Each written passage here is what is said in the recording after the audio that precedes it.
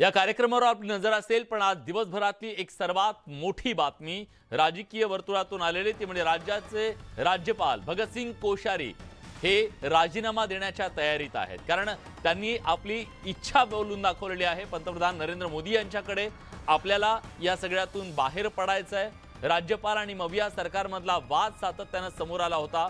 मवियातल्या नेत्यांनी राज्यपालांवर टीकेची झोड उठवली होती, त्यांच्या विरोधात राळ उठवलेली होती आणि त्यानंतर राज्यपालांनी आता थेट पंतप्रधान मोदींकडे राज्यपाल पदाचा राजीनामा देण्याची मन की बात बोलून दाखवली आहे। या संदर्भात राजभवनाने एक प्रसिद्धी पत्रक जारी केले।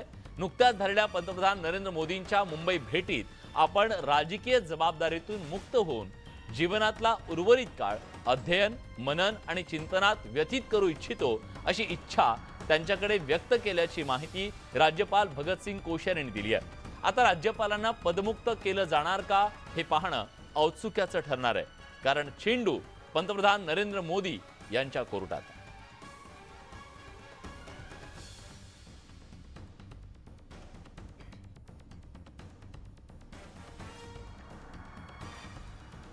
पासून सातत्याने चर्चेत असलेले वादाच्या केंद्रस्थानी काही माहिती नाही आहे आणि जर असं असलंही तरी त्यांचा तो व्यक्तिगत प्रश्न आहे, त्या प्रश्नात मी बोलणं काही योग्य नाही आहे।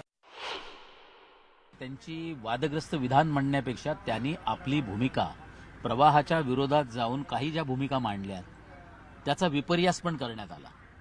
त्यांनी एखाद्याविषयी काय बोलले असतील तर त्याचा विपर्यास करण्यामध्ये विरोधकांनी कुठे पण तसूभर कसूर अशी सोडलेली नाहीये। त्यांनी त्यांना घेरण्याचं काम केलंय। आपण त्यांचं पत्र वाचलं असेल, त्यांनी प्रधानमंत्री नरेंद्र मोदीजींना पत्र लिहिलेलं आहे। काँग्रेसचा आक्षेप सातत्यानं हाच होता की राज्यपाल हे मोदी हे महामहिम राष्ट्रपतीशी त्यांचं डायरेक्ट कनेक्शन असतं आणि जे संविधानिक व्यवस्थेचं रक्षण करणं हे राज्यपाल महोदयांचं कर्तव्य असतं। महामहिम राष्ट्रपती महोदयांना आमची आजही विनंती आहे, यांची हकालपट्टी झाली पाहिजे।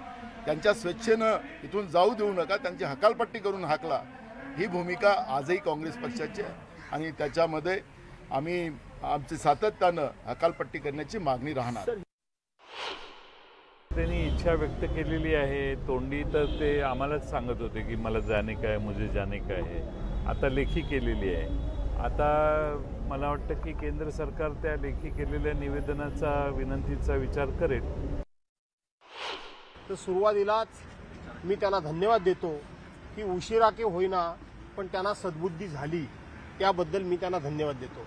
त्यांनी स्वतःहूनच मुक्त करा अशी जर मागणी केली असेल तर आता तरी ज्यांनी त्यांना मुक्त करायचं आहे त्यांनी त्यांना या पदातून मुक्त करावं आणि महाराष्ट्राचा अपमान आणि महाराष्ट्रातल्या राष्ट्रीय पुरुषांचा आणि युग पुरुषांचा आणि महाराष्ट्रातल्या जनतेचा अपमान थांबवावा असं मला वाटतं।